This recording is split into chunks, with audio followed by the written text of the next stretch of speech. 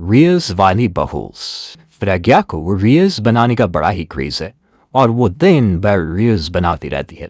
खाते पीते घूमते फिरते घर में कॉलेज में रील्स बनाने के कारण प्रज्ञा पूरे कॉलेज में हाईलाइटेड है। जहां उसकी रील्स सभी को पसंद आते हैं वहीं मनीषा चिंता में डूबी रहती है। एक रोज जब खाते हुए प्रज्ञा रील्स बना रही होती है तब मनीषा कहती है, 1 मिनट भी चैन नहीं है इस लड़की को। यह नहीं कि खाना तो आराम से खा ले, लेकिन नहीं, अरे थोड़ी देर रील्स नहीं बनाओगे तो आसमान में ही टूट पड़ेगा। अरे मम्मी, इसी को तो कहते हैं डिटर्मिनेशन।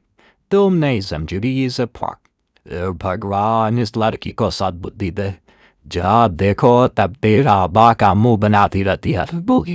मनीषा की बात का प्रज्ञा पर जरा भी असर नहीं होता और वो खाते खाते रील्स बनाती रहती है। दिन बीतने लगते हैं और देखते देखते प्रज्ञा का कॉलेज भी खत्म हो जाता है। आए दिन कोई ना कोई मनीषा को प्रज्ञा की शादी करवाने का सुझाव मिल जाता है। सब ठीक ही कहते हैं, प्रज्ञा की शादी कर देनी चाहिए। अपने घर के काम काज में व्यस्त हो जाएगी तो खुद ही ये रील्स और नाच गाना बंद हो जाएगा। मनीषा और प्रज्ञा के लिए एक अच्छा लड़का ढूंढ रहे हैं और तभी विकी का रिश्ता प्रज्ञा के लिए आता है, जिसने प्रज्ञा को उसकी रील्स देखकर पसंद कर लिया था। अगले दिन विकी अपनी माता पिता के साथ प्रज्ञा के घर पहुंच जाता है और प्रज्ञा सारी बहनें हाथों में चाय की ट्रेली उनके सामने आती है। जब विकी को पसंद है तो हमें भी बहुत पसंद है। बहन जी, आप बारात की तैयारी कीजिए।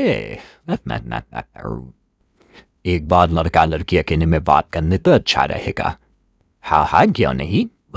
मनीषा विकी को प्रज्ञा के कमरे में भेजती है जहां प्रज्ञा पहले से ही रील्स बना रही है।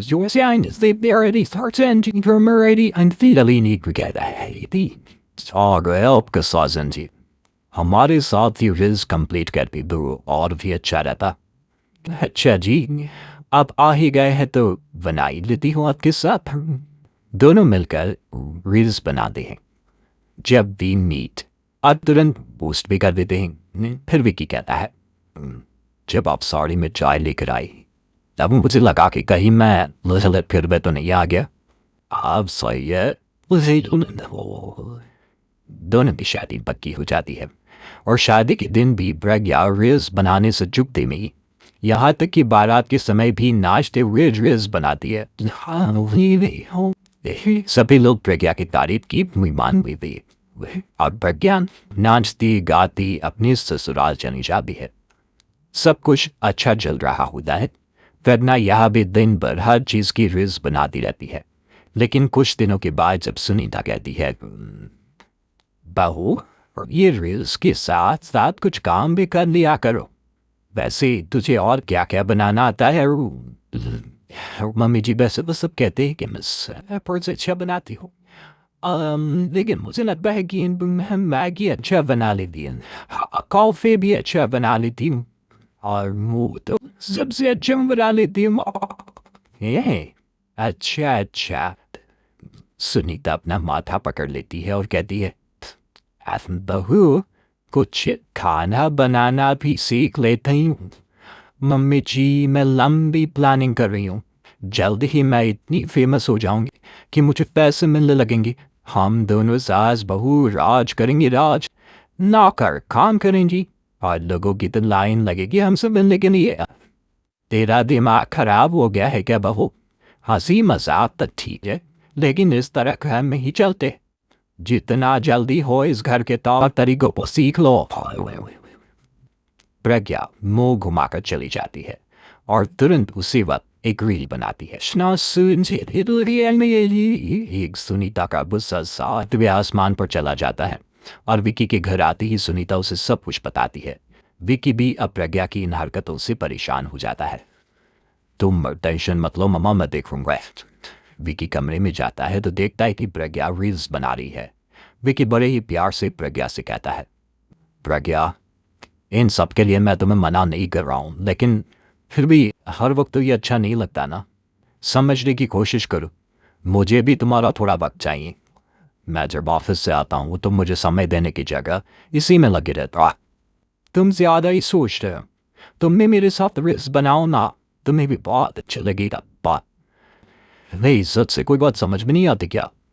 दिमाग खराब हो गया है तुम्हारा इस चकाचौंध से। अगर तुमने अपना रवैया नहीं बदला तो मैं तुमसे दूर चला जाऊंगा।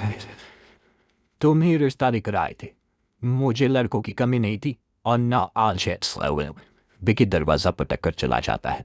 धीरे धीरे विकी प्रज्ञा से दूर होता जाता है। एक रोज मनीषा प्रज्ञा के ससुराल उससे मिलने जाती है। तब सुनीता उससे कहती है, बहन जी अब आई है तो कुछ दिन यहाँ रहकर जाइएगा, आप ही का घर है। हाँ मम्मी, बहुत दिन हो गए तुम्हारे साथ एक भी रील नहीं बनाई मैंने।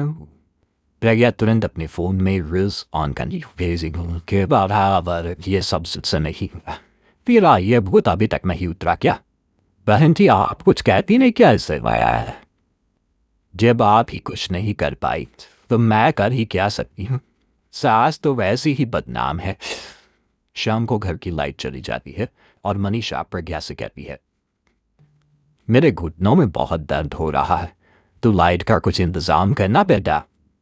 अच्छा कैंडल जला देती हूँ मम्मा। हाँ।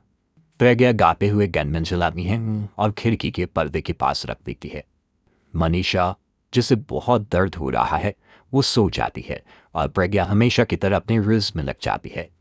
उधर कैंडल की वजह से पर्दा आग पकड़ लेता है और मनीषा के कमरे में आग लग जाती है। बचाओ, बचाओ!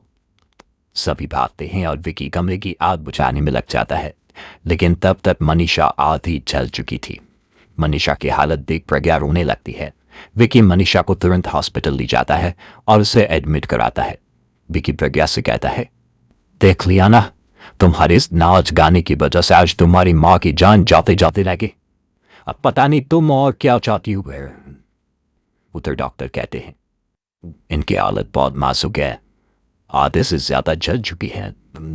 प्रज्ञा रोती हुई मंदिर में जाती है और भगवान के आगे जाकर कहती है, भगवान मेरी माँ को ठीक कर दो, मैं कसम खा दियो हाथ से ये रिज बनाना छोड़ दूंगी, बस मुझे मेरी माँ बस मिल जाए। 2 दिन बीत जाते हैं और मनीषा खतरे से बाहर आ जाती है। पेशेंट अब ठीक है, आप लोग उनसे मिल सकते हैं। सब कोई मनीषा से मिलता है और प्रज्ञा सबके सामने अपना फोन तोड़ देती है। मुझे माफ कर दो मम्मा, मैंने तुम लोगों की बातों को नजरअंदाज किया। बेटा कोई भी चीज जरूरत से ज्यादा खराब है। मैंने तुम्हें रिज बनाने से कभी मना नहीं किया, लेकिन हर वक्त एक ही चीज तो सही नहीं है। मैं समझ गई हूँ मम्मा, आई एम सॉरी। प्रज्ञा उस दिन से रिज बनाना छोड़ देती है और पूरी तरह से अपने घर में लग जाती है।